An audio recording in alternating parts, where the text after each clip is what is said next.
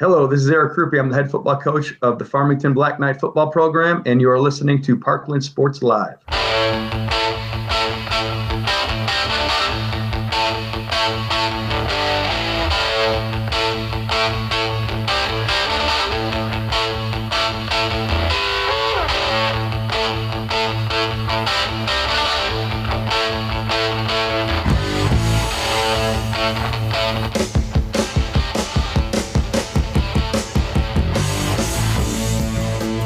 Hi, and welcome to the Knuckleball Primetime, live from the Barn Studio. You got the Mocs here, and I'm joined online right now with Coach Eric Krupe of the Farmington Knights. Coach, how are you?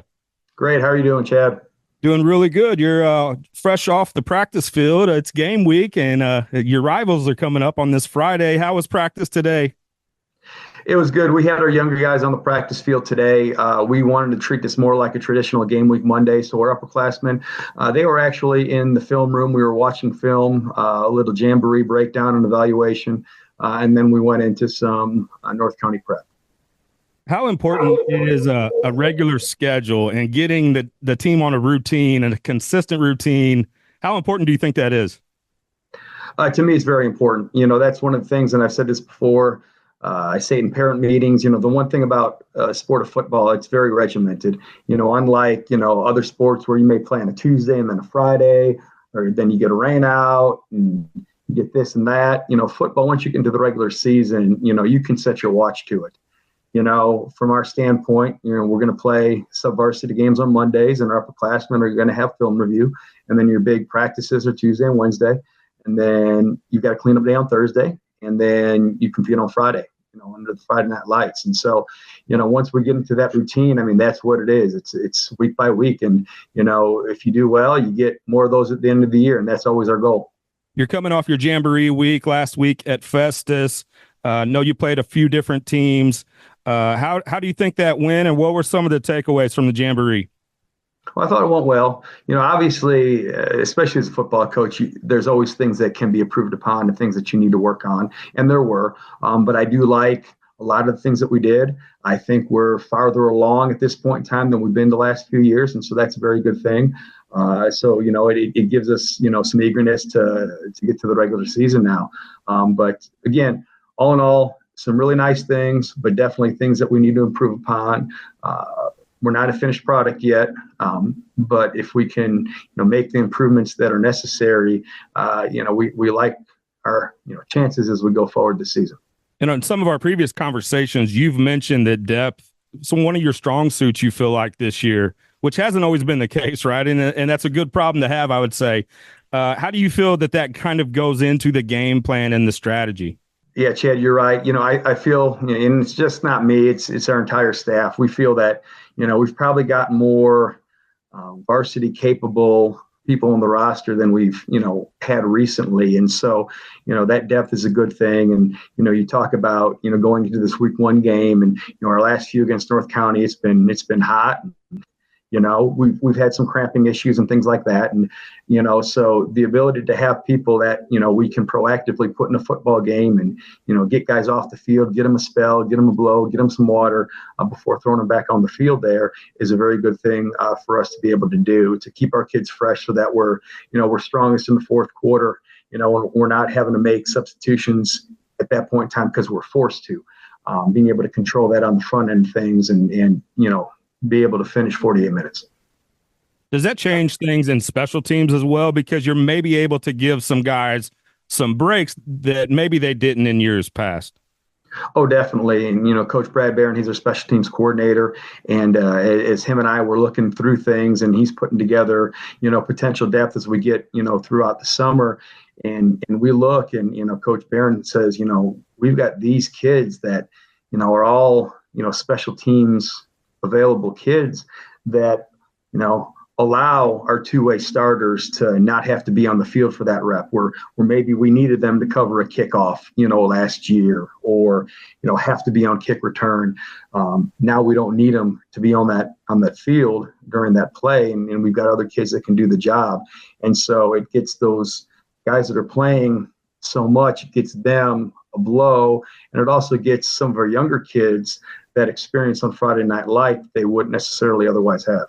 You mentioned Coach Barron. Can you talk about some of your other coaches on your staff and what their contributions are, maybe what some of their roles are?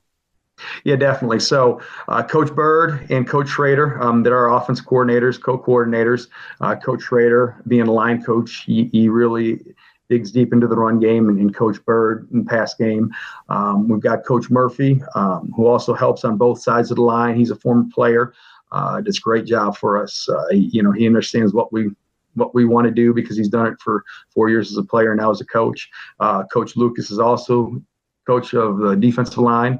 As you know, Chad, that offensive and defensive line, that's critical to a team's success. And then we've got Coach Hartrip with the quarterbacks, Coach Brumfield. He coaches the wide receivers. It's a really good staff. They do a good job, and they work well together. Week one is there's so many unknowns as a coach, as a team, as a player, and just going into the game. And it's such a mental game, I think. And how do you prepare your guys for, we've been working hard all spring and all summer, and now it's the lights are on, right? And the stands are filled. How do you prepare them mentally for, the game time atmosphere? Well, we've got a handful of kids that have done it. We've got 4 kids that they're going on their 3rd year being a starter. Actually, in Case McLean's case, it's actually his 4th year. He started as a freshman. But Connor Rice, Corey Crawford, Brett Dry, they're all going to be 3-year starters. So there's the 4 cogs, 3 of which play both ways. They've got as much experience as you could hope for, as long as they've been playing varsity football under the Friday Night Lights. And, then we've got 3 more, and Tatum Tinsley, Ian Zoner, Scott Fripp, that were starters last year that are also returning. You can see all of them, the steps they've taken from last year to this. They've all continued to take steps forward. So we've got kids that, they've done it before, but we've also got other ones that, it'd be the first time, or at least the first time in a major role, and, hope that, we've done well with them this summer, whether it be contact camps or the Jamboree last Friday, trying to find them reps. If they were able to get some special teams reps, or, just reps at any other point over the course of last season, they can lean back on that experience to be successful when things get rolling on Friday. But it's just a matter of, hopefully we're in the right mindset. You don't want to get too high, but you don't want to get too low either. You got to just, this fine line of being even keeled and be able to carry that for 48 minutes. The North County Raiders are pretty notorious for not participating in, preseason scrimmages and jamborees. Talking about some of those unknowns, how do you, prepare for basically the unknown? You don't have really all you're kind of going off is last year. So is it a little bit of, we have to sort of be prepared for everything, or how does that change things for your preparation? Yeah. So yeah, no doubt, Coach Jones, they don't show their cards. So you don't get a jamboree film or anything like that. So you look at, who are they returning? What did they do last year? What do we think they're going to want to hang their hat on going forward? And so you do prepare for what you anticipate, but you've also got to be ready to adjust on the fly, because they're going to throw you something that you maybe didn't expect. Hopefully we do a good enough job in the summer of showing our kids a little bit of everything and teaching concepts. And so that way, if you understand the concepts and you've been shown a wide variety of potential offenses or defenses, defensive fronts, whatever it may be, that experience, you're not going to be a chicken with your head cut off, and you're going to be able to withstand whatever you get thrown at you. We spoke to Coach Jones earlier this week and asked him this question. Both of you guys have been pretty open about your mutual respect for each other. Even in the heated rivalry that this can be and that this has been in the past, what is it you respect about him and the program that he has over there at North County? Oh, definitely. Coach Jones, first off, he's a very good man, first and foremost. And, that goes above and beyond anything else. But he's also a good football coach. When he's had talent, they've had some really successful seasons. And I know he runs his program the right way. He runs a tight ship, and, that's something that as a football coach you respect. I know we take a little bit of time, but looking forward to the rest of the season. How does game one fit into, some of the goals that you might be setting for this season? Well, first and foremost, we've got to take it, as one game at a time. One game at a time, yeah. Yeah, it's just the first one, and I know that's coach speak. It is an important one, as far as goals go, typically one of our goals is to be the St.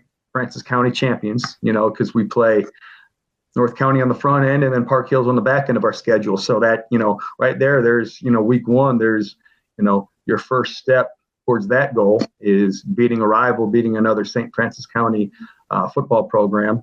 And, so along with that and the fact that it's that first game and, where you need to get to, you need to take that first step. It all goes together. Also ask this question to Coach. I want to hear your opinions as well. How important is early success in the game, the first and second drive, the first quarter, because we talk about the mental aspect of the game. You can see sometimes how players respond to early success or if they don't have early success. So how important is early success in this game on Friday? Oh, it's definitely important. You always want to, if you can be the team that the opponent has to catch up to, if you're the team with that early momentum, that's always a positive. But at the same point in time, let's say things don't necessarily go your way early.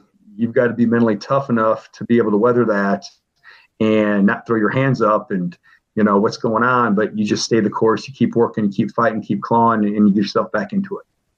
What do you hope that the fans take away from the game on Friday? Well, hopefully it's an entertaining football game, clean, well-played football game. They get their money's worth, and, the best team come out on top. We'll be on the call Friday, August 30th at the North County Raider Field in Bonne Terre, Missouri. Parkland Sports Live. We'll have your full coverage, the Parkland Podcast Facebook page, and the Barn YouTube channel. Coach, thanks so much for joining us, and good luck on Friday. Thanks, Chad. Appreciate everything you guys are doing to keep local sports coverage and local football sports coverage alive in this region. So I can tell you it's very much appreciated.